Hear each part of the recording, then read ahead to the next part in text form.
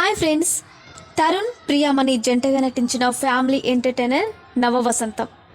K Shahjahan దర్శకత్వం వహించిన ఈ సినిమా 2007లో విడుదలై ప్రేక్షకులను అలరించింది. అయితే ఈ సినిమా సమయంలో ప్రియామణి తరుణ్ ప్రేమలో ఉన్నారని చాలామంది చెప్పుకున్నారు.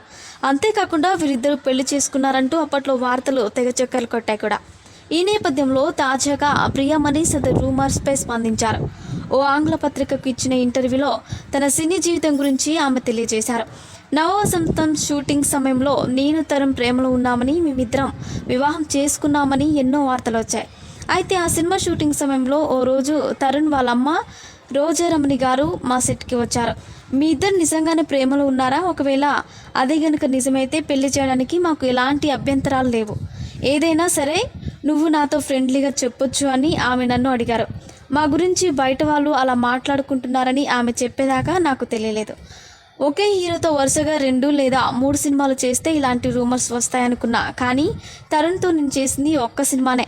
అయినప్పటికీ ఇలాంటి పుకార్లు వచ్చాయి. ఏదేమైనా అవన్నీ అవాస్తవాలు మాత్రమే అని ప్రియమణి వెల్లడించారు. మరిన్ని ఇంట్రెస్టింగ్ అప్డేట్స్ కోసం మా ఛానల్ని సబ్స్క్రైబ్ చేసుకోండి.